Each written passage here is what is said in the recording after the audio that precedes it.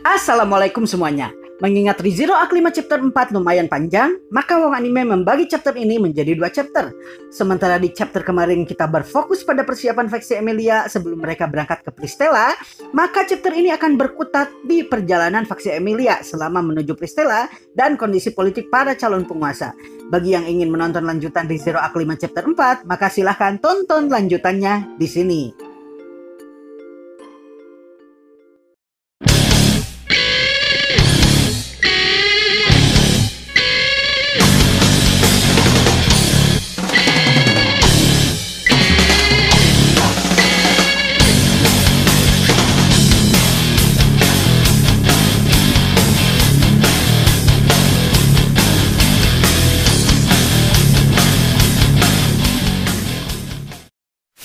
Perjalanan faksi Emilia berjalan dengan sangat lancar saat mereka berangkat ke Pristella. Jika ada hambatan, maka biasanya itu terjadi di perbatasan wilayah yang bukan merupakan wilayah keluarga Mothers.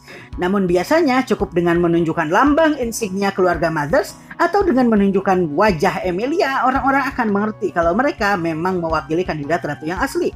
Menunjukkan wajah Emilia tentu saja bisa memancing niat buruk dari orang-orang jahat. Namun hingga sampai Pristella, tidak ada seorang pun yang ingin berniat buruk kepada mereka. Sesekali binatang jahanam datang dan mengganggu perjalanan mereka. Namun Garfield yang memang sudah merasa agak greget ingin menghajar seseorang, membuat yang menonton Garfield justru malah kasihan pada binatang jahanam yang dihajarnya. Sesekali Garfield terlihat ingin mengunyah pisau atau batang besi yang dia bawa. Biasanya Otto yang menjadi kusir Furufu dan Patrache ketika mereka menaiki kereta naga. Namun setelah sekian lama akhirnya Subaru juga bisa menjadi kusir dan bergantian dengan Otto mengendalikan para naga tanah. Beatrice yang menemani Subaru yang sedang mengendarai kereta naga mengomentari bahwa setelah beberapa hari berada di dalam kereta nonstop, posisi naga tanah naik di dalam penilaiannya. Subaru kemudian menyuruh Beatrice untuk berteman dengan Patrache karena menurut Subaru, Patrache sendiri memiliki insting keibuan. Namun Beatrice tidak mau melakukannya karena menurut Beatrice, Patrache tidak menganggap Beatrice teman dan terkadang Patrache selalu melihatnya dengan pandangan seolah ingin mencabiknya. Membuatnya mempertanyakan Subaru soal insting keibuan Patrache. Subaru kemudian menanggapi Beatrice dan mengatakan bahwa tidak boleh ada yang menghina Emilia, rem Beatrice Patrache. Subaru kemudian menggendong Beatrice dan meletakkan Beatrice di bangkuannya seperti yang biasa dia lakukan. Namun karena Beatrice meronta, rambutnya masuk ke hidung Subaru dan ini membuat Subaru bersin. Bersinnya ini berhasil membuat kereta naga terguncang. Otto yang merasakan guncangan kemudian memperingatkan Subaru untuk tidak terlalu banyak bercanda di depan karena kalau mereka keluar dari Divine Blessing of Wind Evasion yang dimiliki naga tanah, maka orang-orang yang ada di dalam kereta naga akan mengalami mabuk kendaraan. Subaru kemudian meminta maaf pada Otto dan mengatakan kalau ini terjadi karena Beatrice terlalu menyenangkan untuk digodai yang tentu saja dibantah oleh Beatrice. Tapi Subaru terus menggelitikinya. Setelah Emilia dan Otto mengomentari mengenai kedekatan antara Subaru dan Beatrice, Otto kemudian berniat mengatakan sesuatu yang penting kepada Emilia di dalam kereta naga, yaitu menyangkut rencana faksi Anastasia mengundang mereka dan bagaimana faksi Emilia akan merespon terhadap undangan tersebut. Emilia menyadari sejak awal bahwa faksi Anastasia tidak hanya ingin membuat Emilia berhutang kepadanya, dia ingin hal lain juga. 3 tahun telah terlewat semenjak seleksi, maka ini adalah kesempatan terakhir Emilia untuk menancapkan kakinya di tanah sehingga dia memiliki posisi yang lebih stabil. Jika dukungan Roswell terhadap para bangsawan barat berhasil dilakukan, maka kestabilan posisi ini telah terjamin, namun posisi faksi lain sendiri dalam posisi yang meyakinkan. Pada awalnya, Kras Karsten dan Anastasia Hosin dianggap sebagai calon yang paling meyakinkan sebagai kandidat yang akan menjadi Maharani Lugunika dan ini membuat 3 kandidat lainnya hanya dianggap sebagai filler alias pengisi kekosongan. Seiring berjalannya waktu, terutama hingga tahun terakhir, opini ini berubah dikarenakan pencapaian-pencapaian yang berhasil dilakukan oleh 3 kandidat lainnya. Tentunya kita tahu kalau faksi Emilia melalui apa yang dilakukan Subaru telah berhasil membunuh Paus Putih dan Uskup Agung Dosa Kemalasan Betelgeuse Romane Conti. Pada dasarnya mengenai pembasmian Paus Putih, Kraslah yang memimpin pasukan untuk menaklukkan hewan jahanam tersebut. Tapi Kras sendiri secara terbuka mengumumkan bahwa Natsuki Subaru adalah orang yang paling besar berkontribusi dalam penaklukan Paus tersebut. Walaupun faksi lain menolong, Subarulah yang melakukan serangan ofensif terhadap Uskup Agung Dosa Kemalasan. Pencapaian Subaru yang berhasil membunuh Paus Putih dan Uskup Agung Kemalasan berhasil membuat keberadaan Emilia yang awalnya tidak diperhitungkan menjadi terlihat jelas. Garis keturunan Emilia yang tentu saja kita tahu sebagai half elf berambut perak membuat pencapaiannya dan tentu saja rupanya sebagai bahan gunjingan di seluruh penjuru Lugunica.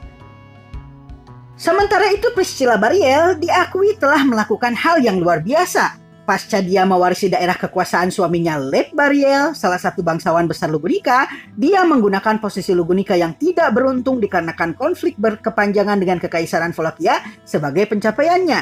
Dia menggunakan hal ini untuk beraliansi dengan negara-negara lain di sekitar Lugunica yang bingung dengan posisi mereka. Apakah mereka harus memihak Wallachia ataupun Lugunica? Hampir seperti sihir, dia berhasil menenangkan Kekaisaran Wallachia dengan aktivitas diplomasinya dengan negara-negara tetangga tersebut dan berhasil membangun aliansi dengan para bangsawan lainnya dengan meyakinkan. Tidak hanya itu, dia juga berhasil merevitalisasi tanah-tanah yang hancur karena peperangan sehingga daerah selatan Lugunica terus memperlihatkan dukungannya kepada Priscilla. Di tempat lain, Veld memiliki Reinhard van Astrea dan tentu saja wilayah bangsawan Astrea. Berbeda dengan bangsawan lain, Veld pada dasarnya tertutupi dalam bayang-bayang kebesaran kesatrianya sendiri, Reinhard. Walaupun Reinhard terkenal dengan gelarnya sebagai pedang suci, kebesarannya ini sendiri tidaklah memiliki nilai dalam pemilihan atau seleksi. Sikap para bangsawan yang berada di wilayah kekuasaan bangsawan Astrea tidak ramah kepada Veld dan dapat dipastikan tidak bersahabat juga dengannya. Namun Veld mampu menjungkir balikan ketidakberuntungan ini ke dalam keberuntungan yang luar biasa. Daripada berkonsultasi dengan para bangsawan yang memiliki posisi yang lebih tinggi, dia justru merekrut orang-orang yang telah keluar dari pemerintahan dan orang-orang biasa untuk mendukungnya. Dia mampu merekrut orang-orang dengan aspirasi-aspirasi tersembunyi dan orang-orang berbakat yang tidak dihargai, mengganti para bangsawan tidak becus dengan orang-orang kompeten tersebut sehingga wilayahnya menjadi aktif dan lebih makmur. Hal ini tentu saja membuat para bangsawan yang menyaksikan hal ini di wilayah Astrea dan sekitarnya bekerja lebih serius, dan hal ini berhasil membuat posisi Veld tidak hanya terlihat di peta tapi juga berhasil menjejalkan namanya di dalam sejarah Lugunica, merevolusi sistem yang telah ada menjadi lebih baik. Menurut Otto, posisi Veld dan Priscilla jauh lebih stabil jika dibandingkan dengan posisi faksi Emilia saat ini. Walaupun tentu saja hal ini akan jauh berbeda jika saja pencapaian penaklukan kelinci Jahanam berhasil diakui kerajaan secara resmi.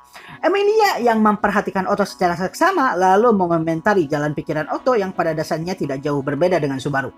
Otto lalu menjabarkan bahwa ada satu peristiwa yang membuat faksi Emilia bisa mengambil keuntungan dari hal tersebut.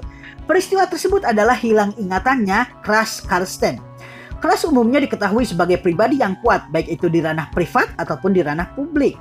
Namun dengan hilangnya ingatan Kras, maka kebijakan-kebijakannya berubah menjadi tidak terlalu agresif dan dianggap lebih lembut dari sebelumnya. Rumor mengatakan bahwa sebelumnya dia berusaha untuk kembali ke personanya yang dulu, yang lebih tegas dan lebih jantan. Namun hal ini tidak berhasil. Sekarang ini dia sibuk menangani ketidakpuasan dari para bangsawan yang dulu mendukungnya dan bahkan saat ini meminta bangsawan sebelumnya yaitu ayah Kras untuk mengatasi hal ini. Emilia sebenarnya merasa kasihan atas apa yang terjadi pada Kras Karsten sekarang ini. Namun Otto menganggap kalau sikap Emilia tersebut berbahaya dan rentan untuk dimanfaatkan. Emilia mengerti akan kekhawatiran Otto. Dia pun berusaha untuk bersikap lebih tegas dan berterima kasih kepada Otto akan perhatiannya atas hal ini. Terakhir mengenai faksi Anastasia, mereka tidak memiliki markas di Lugunica. Namun Anastasia memiliki backingan para pedagang besar Kararagi. Tokoh-tokoh yang asalnya hanyalah sekedar ide di Lugunica sekarang telah menjamur di seluruh wilayah Lugunica, tentunya dengan backingan dari perusahaan Hosin yang merupakan perusahaan milik Anastasia. Emilia menganggap kalau menyebarnya tokoh-tokoh Hosin ini akan membuat relasi Anastasia dengan rakyat menjadi jauh lebih baik sehingga dia jauh lebih dikenal. Namun menurut Otto, apa yang dilakukan oleh Anastasia sebenarnya jauh lebih sederhana daripada hanya sekedar membangun relasi, walaupun efek membangun relasi juga ada pada rencananya. Hal tersebut adalah uang. Dengan membangun toko-toko di sepanjang Lugunica, dia berhasil mengumpulkan uang yang luar biasa banyak. Sedangkan uang sendiri berlaku pada siapapun. Dia saat ini penyokong ekonomi paling besar di Lugunica. Sekalinya dia menarik barang-barang yang dia pasok dan toko-toko yang ada di Lugunica, maka kejatuhan ekonomi bisa terjadi dan ini akan menjadi sangat buruk di kerajaan Lugunica.